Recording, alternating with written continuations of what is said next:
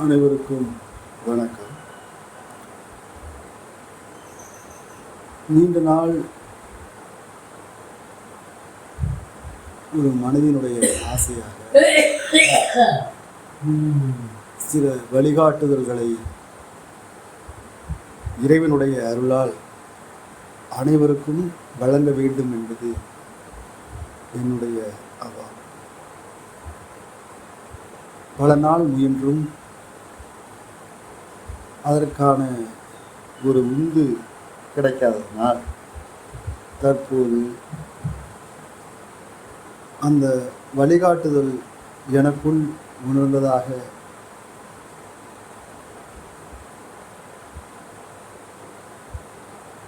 நான் உணர்ந்தேன். அந்த உணர்வின் வெளிப்பாடாக அந்த இறைவனுடைய வழிகாட்டுதல் எவ்வாறு அமைய வேண்டும் என்பதை அந்த இறைவன் தான் என்னில் இருந்து உங்களுக்கு முறையாக தொகுக்க இருக்கிறது. எல்லாம் வல்ல அந்த பரம்பொருள் எங்கும் நிறைந்திருக்கும். பல அறநெறி கருத்துக்கள் என்று சொல்லப்பட்டாலும் இந்த அறநெறி கருத்துக்கள் எல்லாம் தற்போதைய தேவையின் அடிப்படையிலேயே உணர்த்தப்படுகிறது. இந்த உரை ஆற்றுவதற்கு முன்பாக நான் எதை பற்றி பேச வேண்டும், எதை இதை கேட்போருக்கு நாம் உணர்த்தப் போகிறோம் என்ற சிறு ஒரு திட்டமும் இல்லாமல் இந்த உரையை நான் தொடங்கி இருக்கிறேன். இந்த உரையின் நிறைவு பகுதி தான் நான் என்ன உணர்த்தினேன் அந்த இறைவனுடைய வழிகாட்டுதலின் அடிப்படையில் என்பதை நான் பிறகு கேட்டுதான் தெரிந்து கொள்வேன். என்ன வழிகாட்டுதல்? வழிகாட்டுவதற்கு யார் வழி தெரியாமல் நின்று கொண்டிருக்கிறார்கள்? தற்போதைய சமூக சூழல் என்பது ஒரு ஊழியினுடைய ஒரு பகுதியாக நிகழ்ந்து கொண்டிருக்கிறது. நாம் அறிவோம். ஊழி என்பது அந்த இறையால் நிகழ்த்தப்படும் ஒரு நிகழ்வு. ஊழி கெடுதலா என்று கேட்டால் இல்லை. ஊழி தேவை என்பதற்காகவே இறைவனால் உருவாக்கப்பட்டிருக்கிறது. ஏன் இந்த ஊழி உருவாக வேண்டும்? அறம் சார்ந்த வாழ்க்கை இன்றைக்கு மீறும் பொழுது அவற்றை கட்டுப்படுத்தக்கூடிய அல்லது தற்காத்து கொள்ளக்கூடிய இடத்தில் இறையால் அருளப்படுவதே. இந்த ஊழி எப்படி அறியலாம்? ஒரே நாளில் இந்த உலகம் இரண்டாக பிளந்து அந்த பிளவினுள் நாம் அனைவரும் சென்று விடுவோமா? இல்லை, அவ்வாறு அல்ல. பிறகு எப்படி நிகழ்ந்து கொண்டிருக்கிறது? ஒரு பேரழிவு நோய் தொற்று அனைவருக்கும் சில ஆண்டுகளுக்கு முன் பரவியது. பலர் அந்த நோயினால் உயிரிழந்தார்கள்.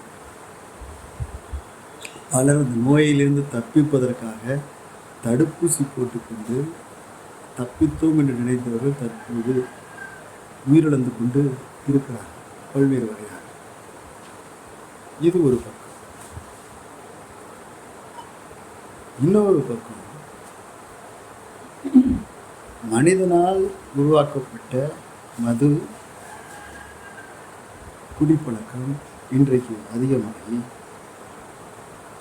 அதிலும் இளையோர்கள் அதற்கு அடிமையாகி அந்த பழக்கத்தில் திளைத்து அன்றாடம் பல நூறு பேர் விபத்துகள் மற்றும் பல உடல் நலிவு காரணமாக, உடல் சீரழிவு காரணமாக இறந்து கொண்டிருக்கிறார். இது ஒரு பக்கம். இன்னொரு பக்கம், ஆயுத தயாரிப்பு வல்லரசு நாடுகளுக்கிடையே அதிகமாகிவிட்டது. அந்த ஆயுதத்தை பயன்படுத்தி ஆக வேண்டும். இத்தனை நாட்களுக்கு அந்த கிடங்குகளிலே வைத்திருக்கிறது. அந்த மருந்துகளுடைய காலமெல்லாம் முடிந்து போவதற்குள், காலாவதி ஆவதற்குள் அவற்றை பயன்படுத்தி ஆக வேண்டும். அதற்காக ஒரு குறிப்பிட்ட மக்கள் மீது செயற்கையாக போர் திணிக்கப்பட்டு அன்றாடம் பல உயிர்கள் இந்த மண்ணை விட்டு பிரிந்து கொண்டிருக்கிறதாக நாம் கருதுகிறோம். உண்மையில் பிறப்பு என்பது இறப்பும் என்பது ஒரு நிகழ்வே அல்ல. யாரும் பிறக்கவும் இல்லை, யாரும் இறக்கப் போவதும் இல்லை.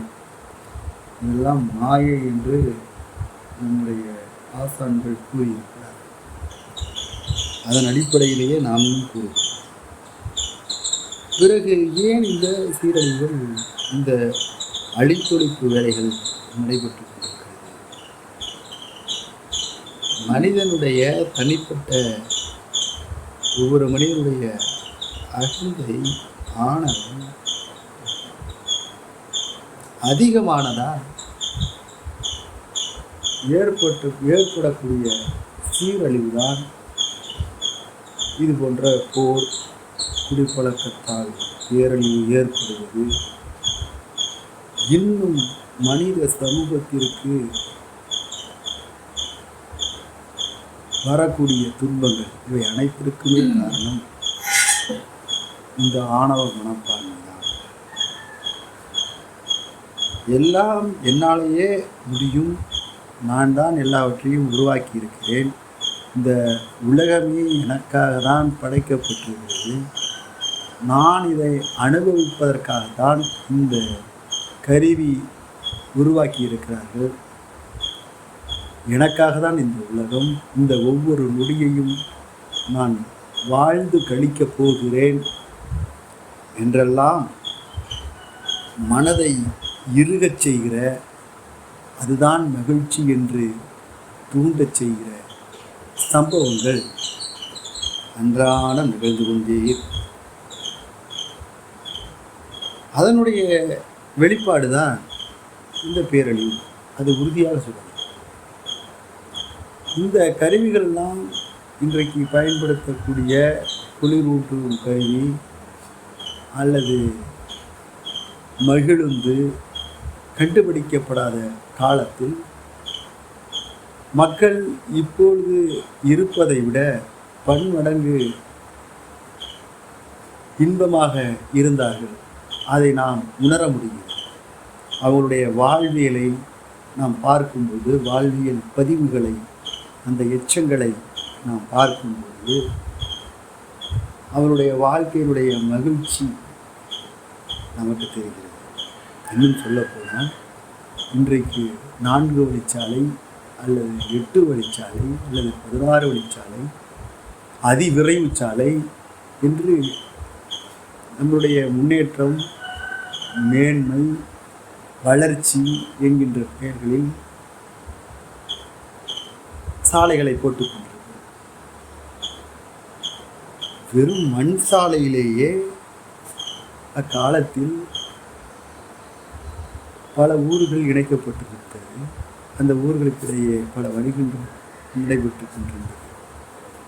அப்பொழுதெல்லாம் அவர்கள் அடைந்த மகிழ்ச்சியை இப்போது போடப்பட்டிருக்கக்கூடிய இந்த அதிவிரைவு சாலையில் நாம் மகிழ்ச்சியை பெறுகிறோமா?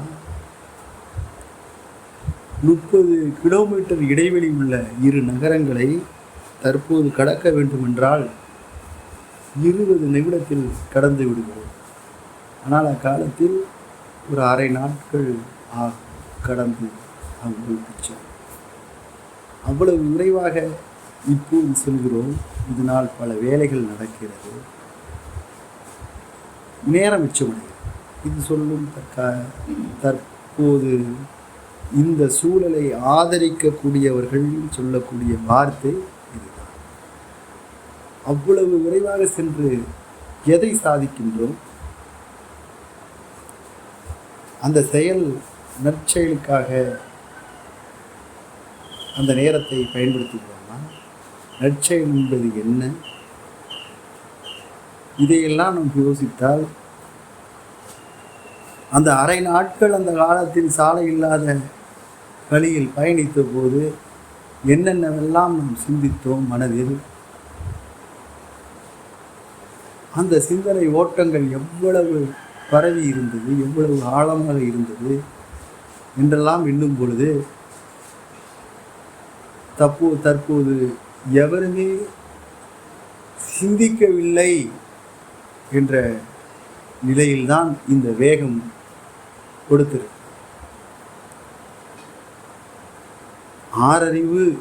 ஆறாவது அறிவு மனம்.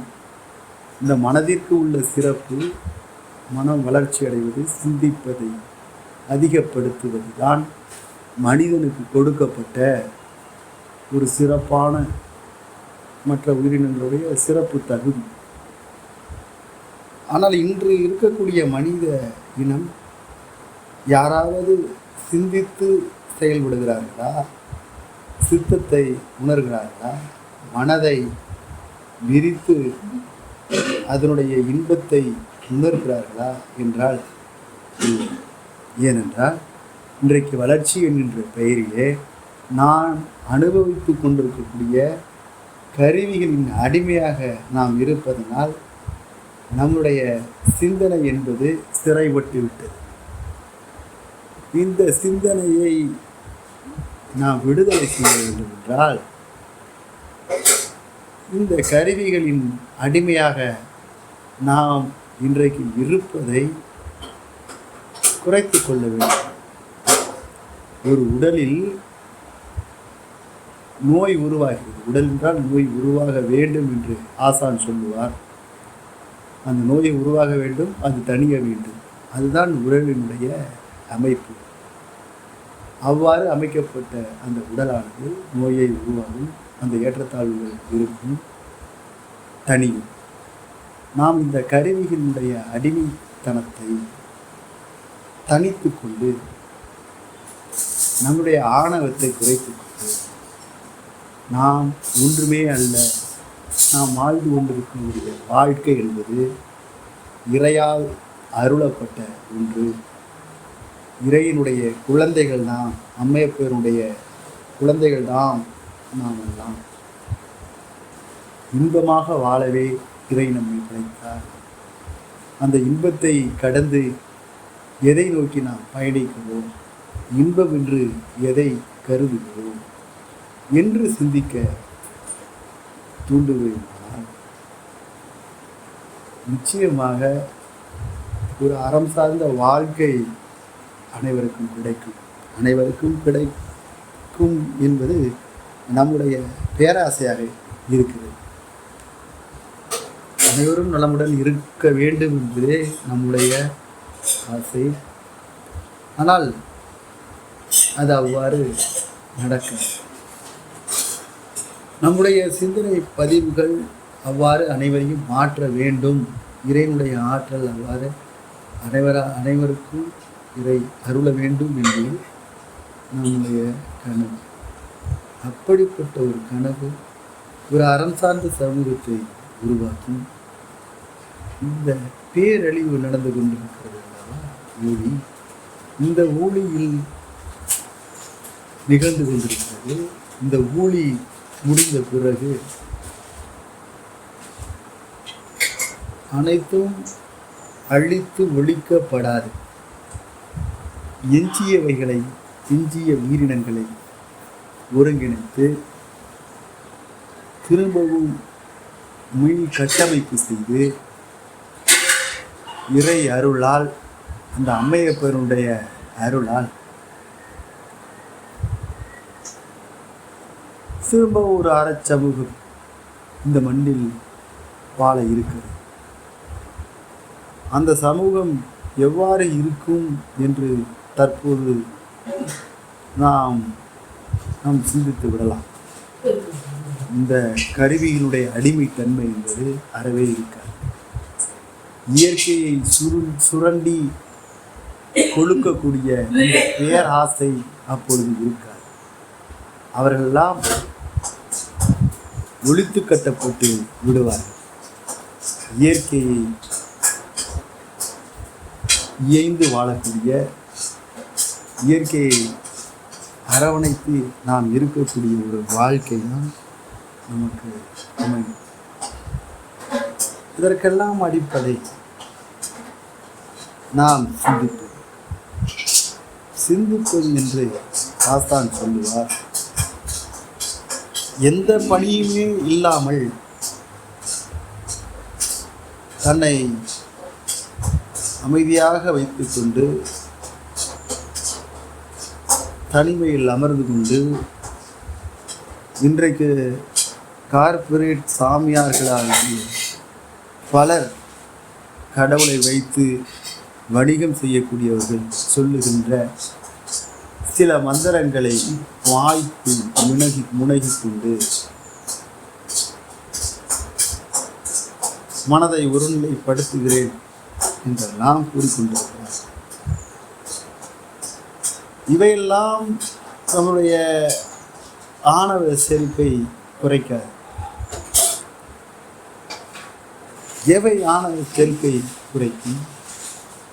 நம்மை நாம் ஒடுக்கிக் கொள்ள வேண்டும். நம்மையே நாம் ஒடுக்கி வாழ கற்றுக்கொள்ள வேண்டும். ஒடுக்கி வாழ்வதென்றால் என்ன?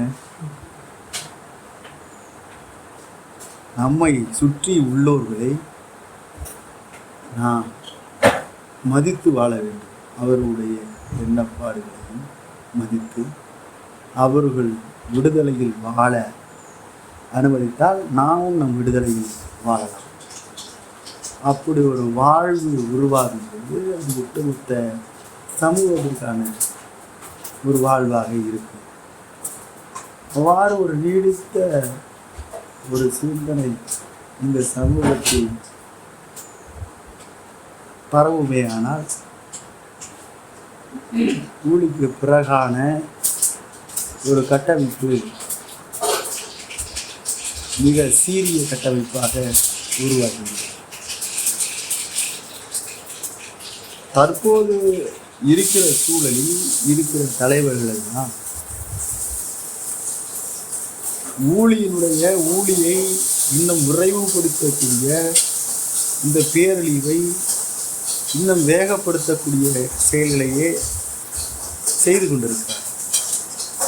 இதை அவர்கள் செய்யவில்லை, அவர்கள் செய்ய பணிக்கப்படுகிறார்கள். ஆகையினாலே அவர்கள் ஆட்டிவிக்கப்படுகிறார்கள். தாம் இயற்கையை சுரண்டுகிறோம், அதனால் வரும் பணத்தில் திளைத்து கொண்டிருக்கிறோம் என்று அவர்களுக்கே தெரியாமல் அவர்கள் ஊழியை ஊக்குவித்துக் கொண்டனர். அதுவும் இறைவனுடைய ஒரு செயல்தான். யாவுமே இறை என்ற பொழுது இந்த மண்ணை சுரண்டுபவரை படைத்தவரும் இறைதானே, அவருடைய செயலும் இறை செயல்தானே. அதை நாம் எவ்வாறு மறுக்க முடியும்? அந்த ஊழியை விரைவுபடுத்துகிற வேலையைத்தான் அவர்கள் செய்து கொண்டிருக்கிறார்.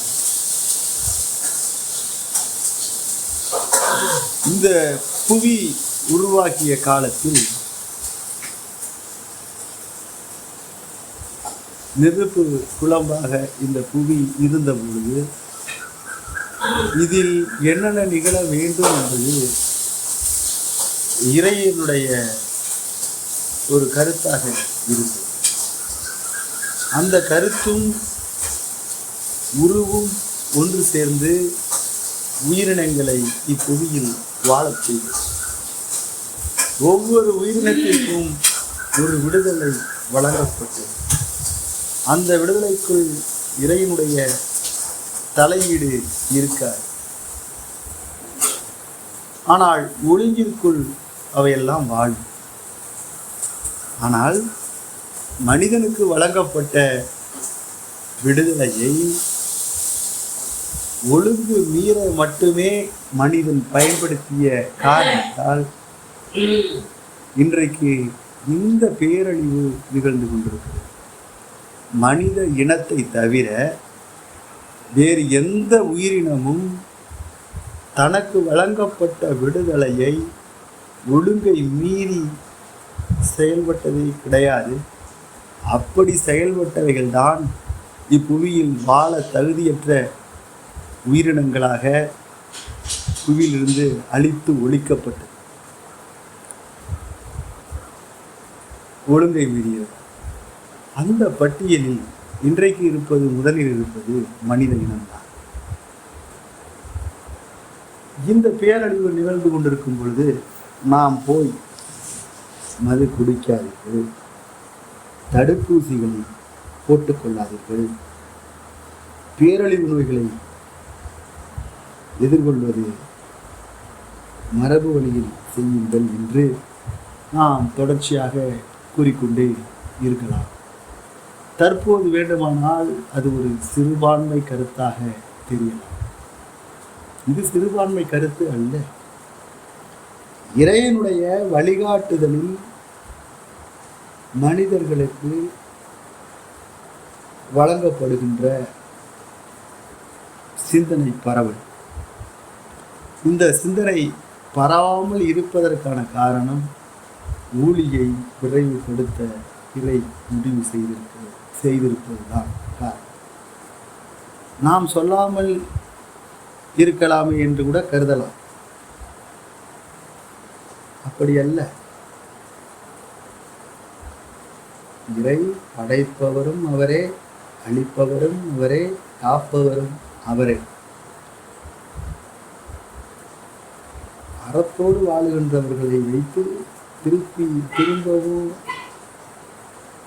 இப்புவியை கட்டமைப்பு செய்வதற்காக ஒரு சிறு கூட்டம் தேவைப்படுகிறது. அதற்காக இந்த கருத்தும் இம்மண்ணில் இடம்பெறச் செய்ய வேண்டும் என்று இறை கருதுகிறார்.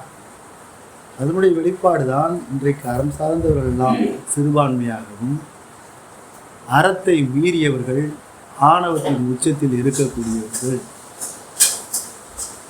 அகத்தையின் உச்சத்தில் இருக்கக்கூடியவர்கள் பெரும்பான்மையான தோற்றமாகவும் இன்றைக்கு நிகழ்வு. ஆக இந்த நிகழ்வை கண்டு நாம் எல்லாம் அஞ்ச வேண்டியது இல்லை. நம்முடைய ஆசான் கூற்றுப்படி நம்முடைய பணிகளை, வினைகளை செய்து கொண்டே இருக்க வேண்டும். இறைக்கு நெருக்கமானவர் என்றால் தற்போது எவ்வாறு புரிந்து கொள்ளப்படுகிறது? அவருக்கு எதை பற்றியும் கவலை இருக்காது. அவர் தான் தோன்றித்தனமாக செயல்படுபவர் என்றெல்லாம் இன்றைக்கு தவறான கருத்து கூறப்பட்டு கொண்டிருக்கிறது. அப்படி அல்ல. உண்மையில் இறைக்கு நெருக்கமாக நான் இருந்தால் நாம் ஒவ்வொருவரும் இருக்கிறதுக்கான வாய்ப்பு இருக்கிறது. அப்படிதான் நாசன் சொல்லியிருக்கிறார். அந்த வாய்ப்பின் அடிப்படையில் தான் நான் உணர்கிறேன். என்னிடம் உள்ள மும்மலங்கள் என்று நம்முடைய முன்னோர்கள் சொல்லியிருக்கக்கூடிய ஆணவம், கண்மம், மாயை ஆகியவற்றை நாம் இல்லாதொழித்தால் நாம் பிணமாகிடுவோம். ஆனால் தனித்து கொண்டு அதை எப்பொழுதெல்லாம் தலையெடுக்கிறதோ அப்பொழுதெல்லாம் இது தவறான வழி, நம்மை நாம் அழித்து கொள்கின்ற வழி, நம்மை நாம் துன்புறுத்தக்கூடாது என்று கருதி அவை முளைப்பிலேயே அதை தனிய விற்பது, அந்த பயிற்சியை நான் எடுத்தேன். எவ்வாறு நான் எடுத்தேன்? அன்றாடம் நான் விளையாடப் போகின்ற இடம் இருக்குது. அந்த விளையாடப் போகின்ற இடத்திலே இதற்கு முன்பு வரை வெற்றிகளை குவிக்கும் பொழுதுதான் என்னுடைய மனம் மகிழ்ச்சி அடையும். தோல்விகளை எதிர்கொள்ளும் பொழுது எதையோ ஒன்றை இழந்தார் போல் இழந்தது போல் ஒரு உளவியல் இருக்கும். நான் ஆசான் உரையை கேட்ட பிறகு என்னுடைய வாழ்க்கையில் இதை நான் முதலில் விளையாட்டில் தான் பொருத்தி பார்த்தேன். ஆசான் அவர்கள் சொல்லுவார், மனித வாழ்வில் வெற்றி தோல்வி என்பது ஒன்று கிடையவே கிடையாது. நேர்மறை எதிர்மறை என்றும் கிடையாது. இவையெல்லாம் கலந்ததுதான் வாழ்க்கை என்று பல உரைகளில் சொல்லியிருக்கிறார். அவ்வாறு நான் விளையாட்டை பார்க்கும் பொழுது விளையாட்டில் அந்த குணங்களை பயன்படுத்தும் பொழுது உண்மையில் பெரும் மாற்றம் என்று நிகழ்ந்தது. என்னுள் மட்டுமல்ல, என்னிடையே விளையாடக்கூடியவர்களுக்கும் இந்த மாற்றம் நிகழ்ந்து உண்மையான இன்பத்தை நான் உணரத் தொடங்கினேன். அந்த இன்பத்தில் தான் திளைத்து கிடக்கிறேன். நம்முடைய வாழ்க்கை தருணங்களில் சில நொடிகளை நம்மால் மறக்கவே முடியாது.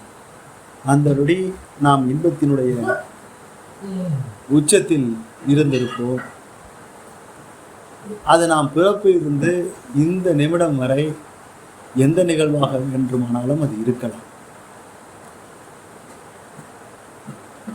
நான் மகிழ்ச்சி என்று உணரும் பொழுது மனத்தை அந்த ஒரு நொடி எப்படி இருந்தது என்பதை அந்த கணம் என்னால் உணர முடியும்.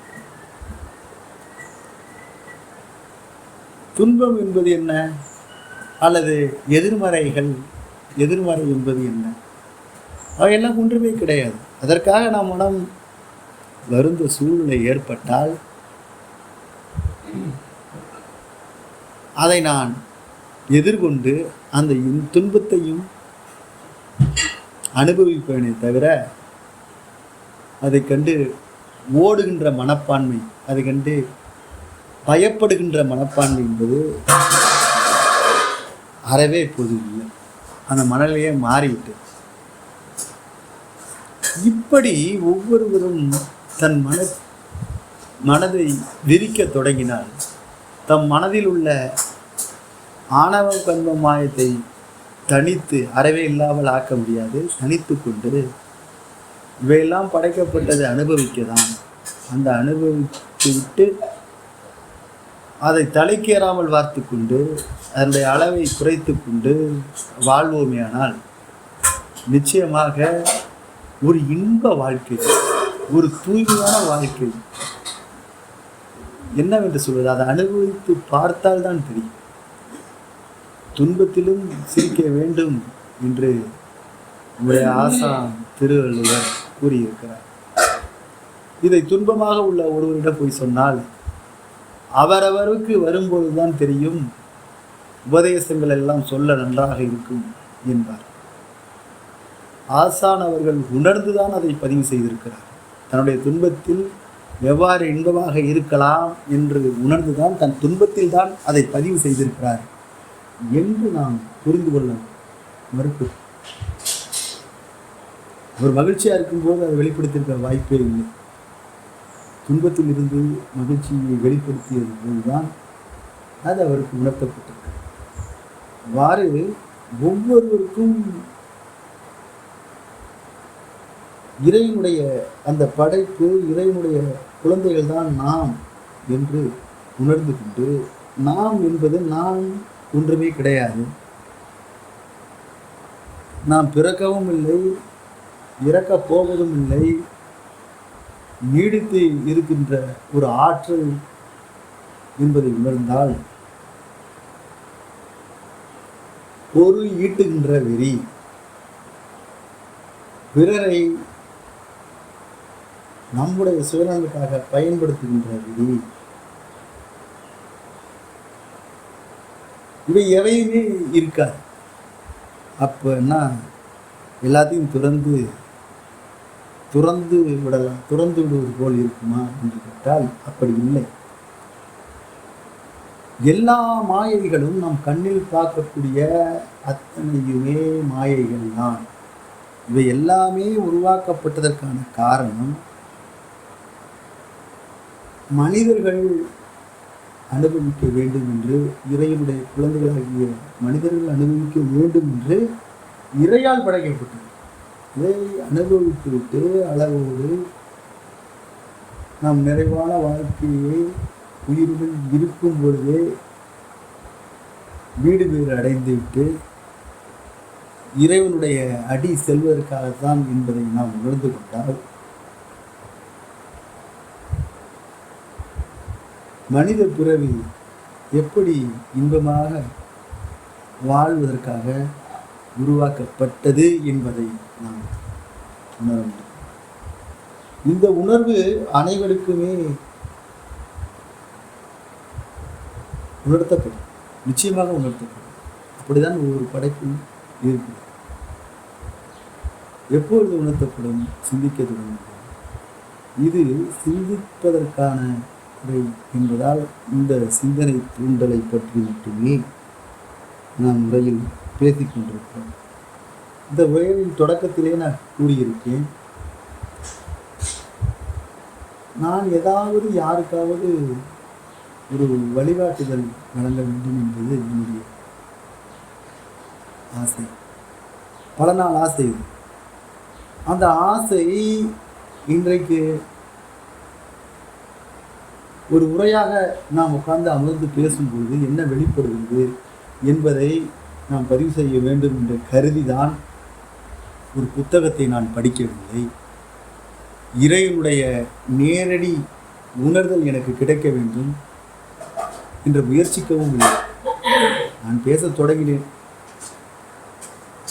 நான் பேசுகின்ற ஒவ்வொரு சொல் எல்லாமே இறைவனுடைய அருளால் எனக்கு வழங்கப்படுவது அன்றி நான் என் அறிவினால் பேசுவதல்ல. நான் அறிவாளியே அல்ல முதலில். அப்படிதான் நம்முடைய ஆசான்கள், நம்முடைய முன்னோர்கள் எல்லாம் உணர்ந்து பதிவு செய்த ஒவ்வொரு பதிவுகளும் கூறியிருக்கின்றன. அவ்வாறே இப்பதிவை நான் பதிவு செய்தேன்.